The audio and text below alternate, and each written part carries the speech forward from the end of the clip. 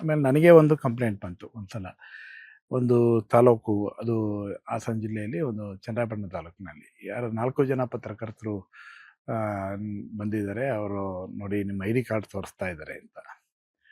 ಆಮೇಲೆ ನೀವು I D card ಕಳಿಸಿ ನಮಗೆ ಅಂತೇಳಿ ಅವರಿಗೆ ಪೊಲೀಸ್ನರಿಗೆ ಹೇಳಿದ್ರು, ಕಳಿಸಿದ್ರು ಅವರು.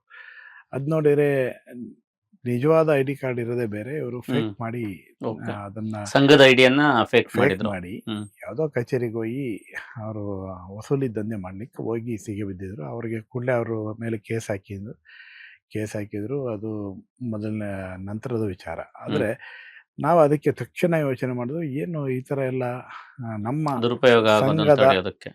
ಐ ಡಿ ಕಾರ್ಡ್ ದುರುಪಯೋಗ ಆಗ್ತಾ ಇದೆಯಲ್ಲ, ಇದಕ್ಕೇನ ತಡಿಬೇಕು ಅಂತ ಅದಕ್ಕೆ ನಾವು ಕ್ಯೂ ಆರ್ ಕೋಡನ್ನು ತಂದ್ವಿ ಫಸ್ಟ್. ಈಗ ನಮ್ಮಲ್ಲಿ ನೀವು ಒಬ್ಬರು ಒಂದ್ಸಲಿ ಮೆಂಬರ್ ಅಂತೇಳಿ ಎಂಟ್ರಿ ಆದರೆ ನಮ್ಮ ವೆಬ್ಸೈಟಲ್ಲಿ ಹಾಕ್ತೀವಿ ನಾವು. ನಮ್ಮ ಜಿಲ್ಲೆಯಲ್ಲಿ ಯಾವ ಜಿಲ್ಲೆಯಲ್ಲಿ ಯಾರು ತಾಲೂಕಿಂದ ಅವ ಮೆಂಬರ್ ಆಗಿದ್ದಾನೆ ಅಂತ ನಮಗೆ ಕಟ್ ಆ್ಯಂಡ್ ಕ್ಲಿಯರ್ ಗೊತ್ತಾಗುತ್ತೆ. ಅದನ್ನು ಯಾರು ಬೇಕಾದ್ರೂ ಸ್ಕ್ಯಾನ್ ಮಾಡಿ ನೋಡ್ಬೋದು. ಆ ಸ್ಕ್ಯಾನ್ ಮಾಡಿದಾಗ ಅವ್ನ ಐ ಡಿ ಕಾರ್ಡ್ ಸ್ಕ್ಯಾನ್ ಮಾಡಿದಾಗ ಅದು ಬ್ಲಿಂಕ್ ಆದರೆ ನಮ್ಮ ಇದರಲ್ಲಿ ಕರೆಕ್ಟಾಗಿ ಅದೇ ಐ ಡಿ ಕಾರ್ಡ್ ತೋರಿಸಿದ್ರೆ ಅವನು ಒರಿಜಿನಲ್ ಸದಸ್ಯತ್ವ ಇದೆ ಅಂತ. ಹಾಗಾಗಿ ಯಾವುದೇ ಪೊಲೀಸ್ನ ನಾವೊಂದು ಓಪನ್ ಆಗಿ ಅವರಿಗೆ ಸೂಚನೆಗಳನ್ನು ಕೊಟ್ವಿ, ಒಂದು ಪ್ರೆಸ್ ನೋಟು ಕೂಡ ಹಾಕಿದ್ವಿ. ನಮ್ಮ ಐ ಡಿ ಕಾರ್ಡನ್ನು ಯಾರೂ ಫೇಕ್ ಮಾಡಲಿಕ್ಕಾಗಲ್ಲ.